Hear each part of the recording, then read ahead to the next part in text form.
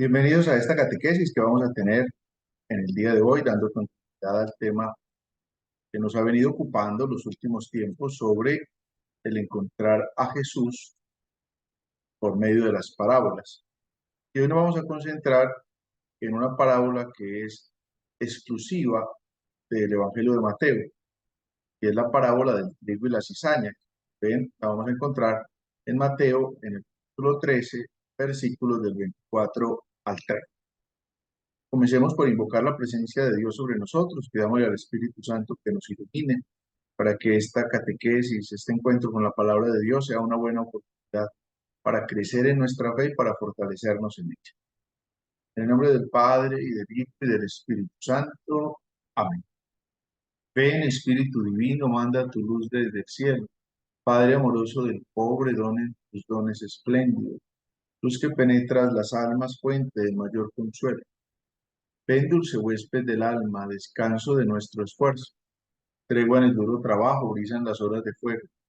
Gozo que enjuga las lágrimas y reconforta en los duelos. Entra hasta el fondo del alma, divina luz y enriquecenos. Mira el vacío del hombre, si tú le faltas por dentro. Mira el poder del pecado cuando no envías tu aliento. Riega la tierra en sequía, sana el corazón enfermo. Lava las manchas, infunde calor de vida en el hielo. Toma el espíritu indómito, guía al que tuerce el sendero. Reparte tus 7 dones según la fe de tus siervos. Por tu bondad y tu gracia, dale el esfuerzo su mérito. Salva al que busca salvarse y danos tu gozo eterno. Amén. Concentrémonos entonces en esta parábola que va a tener dos momentos. El primer momento es el momento mismo de la parábola y el segundo momento es la explicación que Jesús hace de esta parábola. La parábola la encontramos en Mateo capítulo 13, versículos del 24 al 30, y la explicación de la parábola la encontramos unos versículos más adelante dentro del mismo capítulo 13 de Mateo, pero en los versículos del 36 al 43. Dice entonces el Señor: otra parábola les propuso diciendo: el reino de los cielos es semejante a un hombre que sembró buena semilla en su campo, pero mientras su gente dormía, vino su enemigo, sembró encima cizaña entre el trigo y se fue. Cuando brotó la hierba y produjo fruto, apareció entonces también la cizaña. Los siervos del amo se acercaron a decirle: Señor, ¿no sembraste semilla buena en tu campo? ¿Cómo es que tiene cizaña? Él les contestó: algún enemigo ha hecho esto. Dícenle los siervos: ¿quieres pues que vayamos a recogerla? Díceles: no, no sea que al recoger la cizaña arranquéis a la vez el trigo. Dejad que ambos crezcan juntos hasta la siega. Y al tiempo de la siega diré a los segadores: recoged primero la cizaña y atadla en gavillas para quemar, y el trigo recogedlo en mi granero. Hasta ahí la parábola. Enseguida vamos a tener ocasión de comentar uno a uno. Pero ahora miremos la explicación que Jesús hace de la parábola. Como les digo, está dentro del mismo capítulo 13 de Mateo, pero en los versículos del 36 al 43. Entonces despidió a la multitud y se fue a casa. Y se le acercaron sus discípulos diciendo: explícanos la parábola de la cizaña del campo. Él respondió: el que siembra la buena semilla es el Hijo del Hombre. El campo es el mundo. La buena semilla son los hijos del reino. La cizaña son los hijos del maligno. El enemigo que la sembró es el diablo. La siega es el fin del mundo y los segadores son los ángeles. De la misma manera, pues, que se recoge la cizaña y se la quema en el fuego, así será al fin del mundo. El Hijo del Hombre enviará a sus ángeles que recogerán de su reino todos los escándalos y a los obradores de iniquidad y los arrojarán en el horno de fuego. Allí será el llanto y el rechinar de dientes. Entonces los justos brillarán como el sol en el reino de su Padre. El que tenga oídos, que oiga. Vamos entonces a concentrarnos en esta parábola, pero vamos a desarrollar como 5 elementos que nos pueden ayudar a comprender esta parábola, gracias también a la explicación que Jesús da. Primero es la buena semilla que es sembrada. Lo segundo es la gente que se duerme y viene el enemigo a hacer el mal. Tercero es, junto con el trigo aparece la cizaña y le dicen al dueño del campo, ¿quieres que vayamos a recoger la cizaña? Cuarto lugar, hay una respuesta negativa de parte del dueño. En quinto lugar, aparecen los segadores y la tarea que tienen, que como vamos a ver, pues se trata de una visión apocalíptica. Aquí tenemos que darnos cuenta, antes de entrar a cada uno de estos 5 elementos que vamos a mencionar, es que en las parábolas no se trata de una como visión sobrenatural o extraña de las cosas, al contrario, se trata de una enseñanza que Jesús, que es el único maestro, nos está queriendo dar. En segundo lugar, esa enseñanza es fundamental para el que quiere ser discípulo. Es que el discipulado no es otra cosa que la escuela continuada junto a Jesús. Por eso cada una de las parábolas va a tener un tema, como ya hemos tenido ocasión de ver algunas de las parábolas ahí en el canal de YouTube de la parroquia, pues pueden encontrar las que hemos visto. Ya vimos todas las que están en Marcos, ahora por eso hemos entrado ya en las que están en Mateo. Pero vamos a descubrir que hay una escuela continuada de Jesús, de acuerdo a lo que Jesús nos quiere decir. No podemos pretender que una sola parábola nos abarque toda la realidad. Al contrario, la parábola nos va dando unos elementos que nos van a ayudar a comprender el misterio de Jesús. Además, porque las parábolas, como ya lo hemos visto en algunas y como lo vamos a ver en esta y en otras, no siempre va a significar lo mismo. Por ejemplo, las semillas en un caso representan una cosa, en otro representa otra. Aquí, por ejemplo, vamos a ver que unos son los sirvientes, otros son los segadores. Entonces no podemos pensar que en toda ocasión estamos hablando de lo mismo. Acabamos de escuchar un poquito la explicación que Jesús mismo da del versículo 36 y empieza diciendo, primero, el que siembra la buena semilla es el Hijo del Hombre. Segundo, el campo es el mundo. Tercero, las buenas semillas son los hijos del reino. El enemigo es el diablo. Los segadores son los ángeles. En fin, vamos a descubrir una a una esas realidades que nosotros vamos a ver. Y en último lugar, como introducción general, pues también tenemos que descubrir que las parábolas nos van ayudando a comprender el reino, que no es algo que llegue solamente con la parucía, es decir, con el final de la historia, no, el reino de Dios está en el mundo y se va construyendo en el día a día, en el día a día de nuestra historia. Comencemos entonces por el primero de estos 5 puntos en los que quiero invitarlos a reflexionar esta parábola del trigo y la cizaña.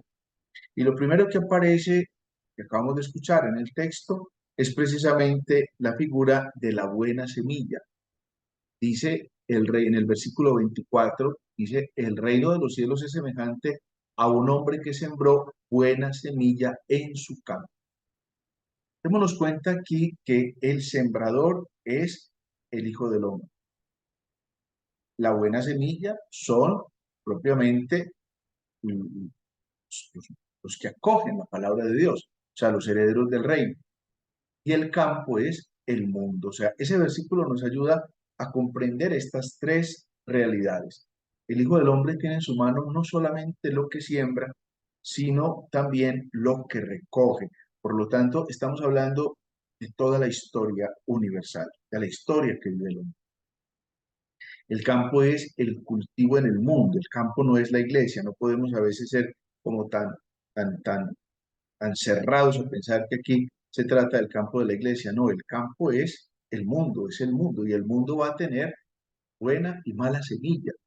Y ahí es donde tenemos nosotros que aprender a combinar esta doble realidad. Fíjense que aquí aparece la figura de la semilla. Recuerden que ya tuvimos ocasión de hablar de la semilla que cae en 4 campos o 4 tipos de terreno distinto, una parábola que ya reflexionamos a unos días atrás. Pero aquí las semillas son los hijos del rey. Fíjense que aparecen entonces los hijos del reino que son plantados en medio del mundo. Ahí podemos pensar en el Evangelio de Juan, en el capítulo 17, cuando el Señor, haciéndole una oración al Padre, pide por nosotros, pide por los apóstoles y pide por nosotros, los que creemos por el anuncio de los apóstoles. Y dice el Señor, yo no te pido que los saques del mundo, te pido que los preserves del mundo. Porque a veces podemos caer en un juego muy particular de pensar que como toda la realidad del mundo es mala, entonces como que el cristiano no tiene cabida dentro de esa realidad mundana porque es mala. Recuerden ustedes que cuando viene el relato del libro del Génesis, entonces al último día, ¿qué pasó? Dice el texto. Y entonces vio Dios que todo era muy bueno y descansó. La realidad del mundo nosotros no podemos interpretarla a raíz de, los que, de los que son herederos del mal o de los que quieren hacer mal, porque la realidad del mal en el mundo pues, siempre va a estar. Sin embargo, es el campo que es el mundo, el que se vuelve objeto de la sembrada de la buena semilla. Ahí nosotros no podemos perder el norte. Dios continúa sembrando una buena semilla. Dios continúa invitando a que todos seamos trigo. Esa es la primera realidad que nosotros tenemos que entrar a considerar a la luz de esta palabra. La segunda realidad es una realidad bastante particular que no la menciona el versículo 25. Pero mientras su gente dormía, vino su enemigo, sembró encima cizaña entre el trigo y se fue. Me parece una realidad muy especial. También podemos cotejar un poquito con una parábola que era exclusiva de Marcos, quizás fue la primera parábola que empezamos en este ciclo de catequesis de este año, la que está en Marcos capítulo 4, versículos del 26 al 29. Voy a leerla para que la recordemos. También decía, el reino de Dios es como un hombre que echa el grano en la tierra, duerma o se levante, de noche o de día, el grano brota y crece sin que él sepa cómo. La tierra da el fruto por sí misma, primero hierba, luego espiga, después trigo abundante en la espiga, y cuando el fruto lo admite, enseguida se le mete la hoz porque ha llegado la siega. Ya tuvimos ocasión de reflexionar sobre esta parábola que, como les digo, es exclusiva de Marcos, o sea, no la trae sino Marcos, y esta que estamos viendo hoy, de Mateo 13, 24, 30, es exclusiva de Mateo, no la trae ni Marcos ni Lucas, obviamente tampoco la trae el Evangelio de Juan. Pero fíjense ustedes que aparecen dos realidades que nosotros tenemos que considerar. La primera, la realidad del que se duerme, y la segunda, la realidad del enemigo que hace el mal. En lo primero aparece una circunstancia completamente natural a la condición humana. El dormir no es un pecado, el dormir hace parte de la condición humana. La prueba está que cuando alguien no puede dormir, pues puede producirse graves daños al mismo organismo y nos damos cuenta que necesitamos dormir. No hay nada más trágico que el tener que estar desvelado, con ganas de dormirse sin poderlo hacer. Por ejemplo, cuando sufrimos en una enfermedad porque no nos deja dormir. Y por eso está pastillas para dormir ha tenido que crear los laboratorios clínicos. Entonces, la figura del que duerme no podemos decir en sí misma que sea mal. Ellos están haciendo una cosa natural. Tampoco podemos pretender culpabilizar a los que están en el campo, porque obviamente ellos hicieron su trabajo. Ellos sembraron la semilla, pero obviamente se fueron a dormir. Sin embargo, en muchas ocasiones también el Señor nos invita a estar vigilantes. Recuerden, por ejemplo, hace poco que vivimos los días santos de la Semana Mayor, pues el texto que traía era cuando Jesús está en el huerto de los olivos, los deja en un lugar aparte y él se retira un poquito para orar solo. Cuando vuelve los encuentra dormidos. Entonces los recrimina a Pedro, a Santiago y a Juan y les dice, ni siquiera una hora habéis podido velar conmigo, velad y orad para no caer en tentación. Aquí hace figura a la necesidad de estar siempre vigilantes, estar siempre atentos. Aquí entre nosotros en Colombia hay un refrán que dice, camarón que se duerme, se lo lleva la corriente. Pues aquí podemos apelar a la misma figura. Si nos dormimos dentro de la realidad, ahí viene el enemigo y hace el mal. Incluso es una figura muy particular la que trae la parábola porque pone al enemigo como sembrando la cizaña. Y la cizaña, como lo vamos a ver más adelante, pues es muy, como vimos en la primera diapositiva, perdón, es muy parecida al trigo, sobre todo cuando están verdes. Cuando están más secos ya se diferencian más, pero cuando van creciendo juntas casi no se logra diferenciar. Llama la atención que podríamos decir que una persona tenga como semillas de maleza, porque eso sería lo que para nosotros es la cizaña, la maleza. Sin embargo, lo que vale la pena aquí es descubrir cómo el enemigo viene precisamente a hacer mal. Vino su enemigo, ya de por sí no es amigo, es enemigo del Señor. Y por eso siembra encima de la buena semilla, siembra la cizaña y se va. También él va a experimentar lo que acabamos de decir, que también, sin que él sepa cómo, así duerma o se levante de noche o de día, el grano brota y crece, sin que él sepa cómo, pero él sabe que va a ser una semilla mala. Es la acción permanente del mal que va a tratar de dañar la obra del bien. Dios todo lo hizo bueno, no se nos puede olvidar eso. Y en medio del mundo, porque acuérdense que el campo es el mundo, está la realidad de lo bueno, pero también viene el enemigo a hacer el mal. Ese es el segundo punto que la parábola nos invita a considerar. Viene el tercer punto, es en torno a la cizaña que sembró el enemigo y el trigo que ya había sido sembrado por órdenes de, de, del dueño del campo, digamos. Dice, cuando brotó la hierba y produjo fruto, apareció entonces también la cizaña. Fíjese que la que aparece en el lado izquierdo de sus pantallas es el trigo y la que aparece en el lado derecho es la cizaña. O sea, esas dos ramitas son la cizaña. Como pueden percibir, es prácticamente muy difícil de diferenciar la una de la otra, sobre todo cuando están verdes. Eh, ya después cuando se secan cogen un poquito de color distinto. Por eso la pregunta que le hacen al dueño es, ¿quieres que vayamos a recogerla? Hay que tener en cuenta que la cizaña se da con frecuencia en todo Oriente y es considerada en esa zona como una degeneración o una forma malograda del trigo. Eso produce una toxicidad como una especie de hongo que alberga con frecuencia esa cizaña. Sin embargo, viene la pregunta que hacen los siervos. ¿Quiénes vienen siendo los siervos? Los siervos vienen siendo los fieles, porque luego vemos en la conversación, son los siervos del amo los que se acercan a decirlo. Más adelante vamos a ver que no son esos siervos los que van a recoger el grano, ya son los segadores, que van a ser los ángeles, como lo escuchamos en la definición de la palabra. Aquí surge una pregunta que con frecuencia me han hecho y que seguramente ustedes también se la han hecho, y es ¿por qué existe el mal en el mundo? ¿O por qué Dios no acaba con los malos? Sobre todo los niños en la catequesis con mucha frecuencia hacen esta pregunta. ¿Por qué Dios no acaba con los malos? Y aquí es lo que están diciéndole los siervos al dueño del campo.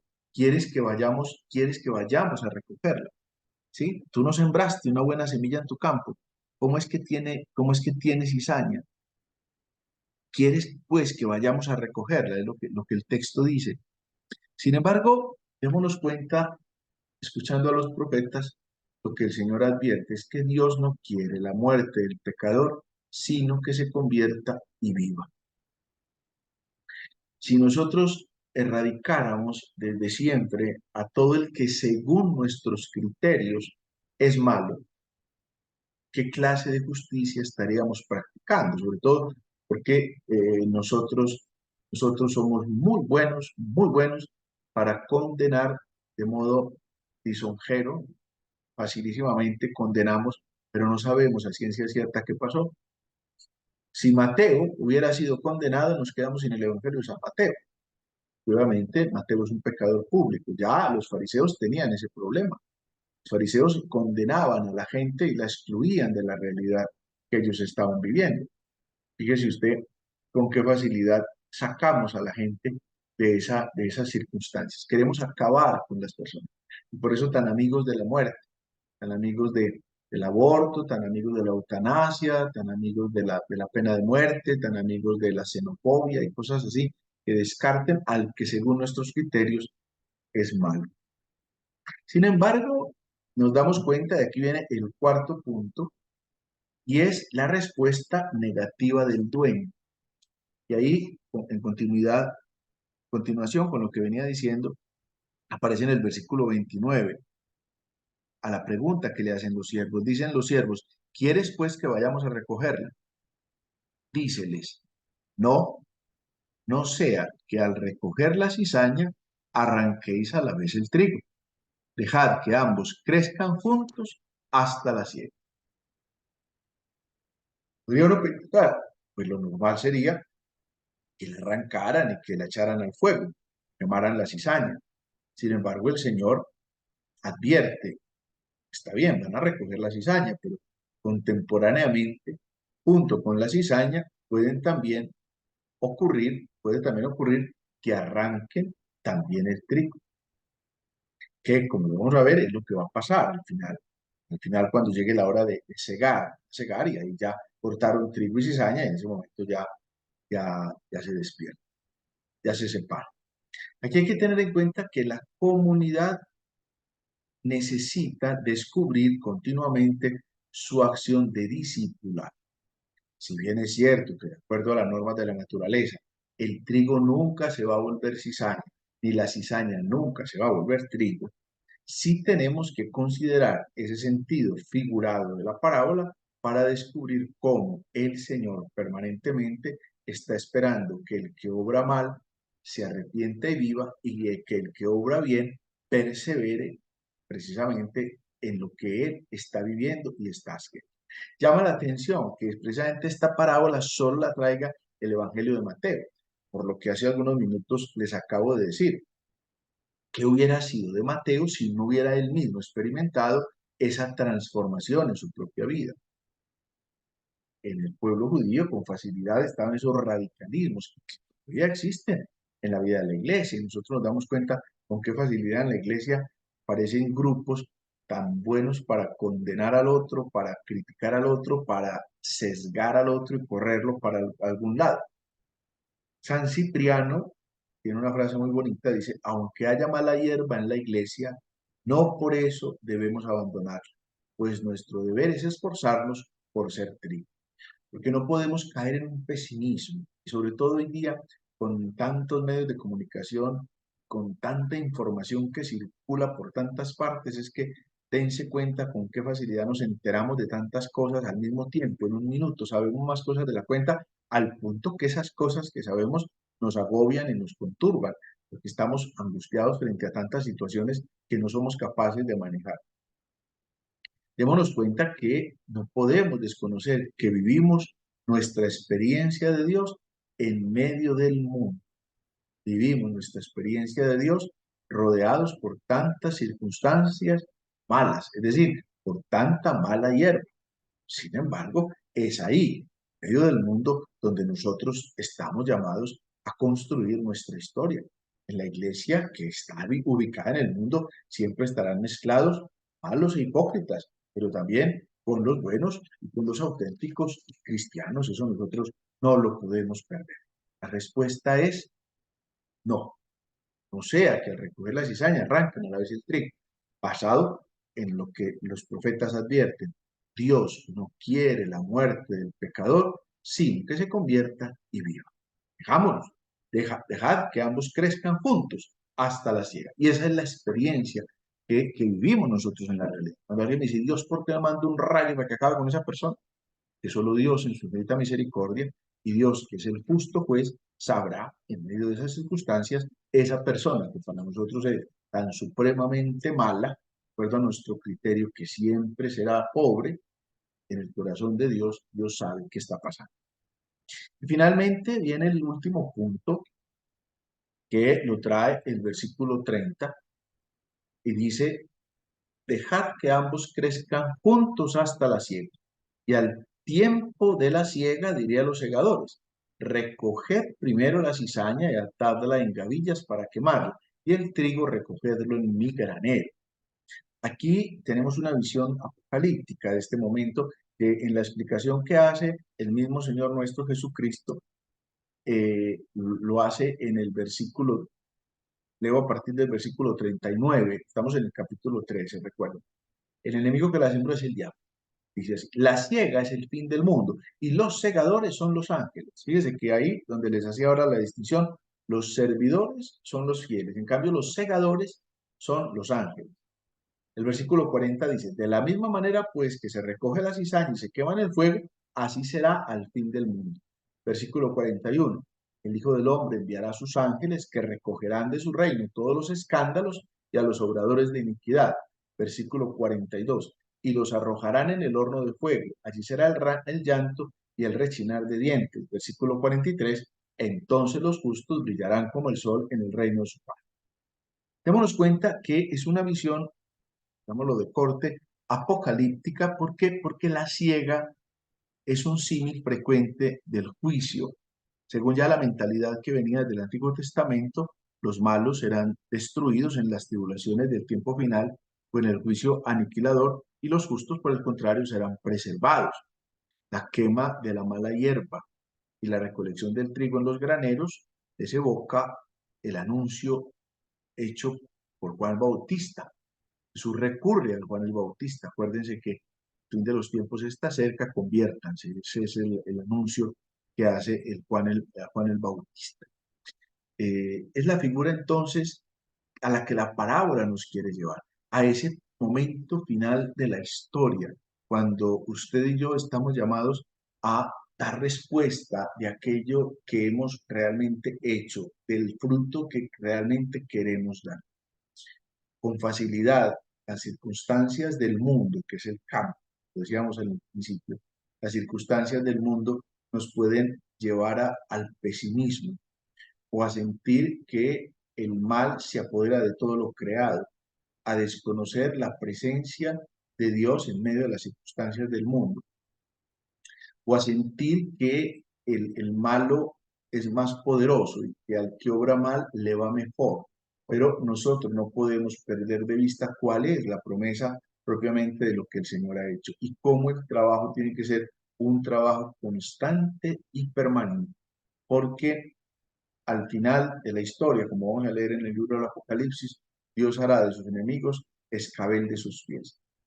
El buscar entonces, el procurar el bien, el buscar la conversión, porque también puede que haya circunstancias en mi vida donde me deje llevar más por la cizaña que por el trigo, pero el Señor está ahí, permitiendo que cumplamos nuestra etapa dentro de la historia, porque en cada momento de nuestra historia Dios nos está llamando, Dios nos está exhortando, Dios nos está invitando. Por lo que ya he repetido varias veces, porque Dios no quiere la muerte del pecador, sino que se convierta y pidámosle al Señor que a la luz de esta palabra logremos nosotros identificar esa realidad, que descubramos cómo todo lo del Señor es bueno, cómo el campo ha sido sembrado por obras buenas, pero el enemigo no deja de actuar, el hijo del malo, como llamamos, como lo podemos delucidar a la luz de esta palabra, pero confiando siempre en la misericordia de Dios.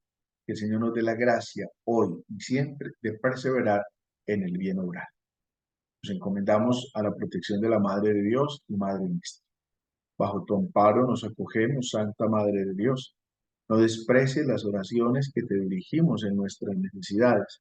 Antes bien, líbranos de todo peligro, oh Virgen gloriosa y bendita. Amén. La bendición de Dios Padre, Hijo, Espíritu Santo, descienda sobre ustedes y les acompañe siempre.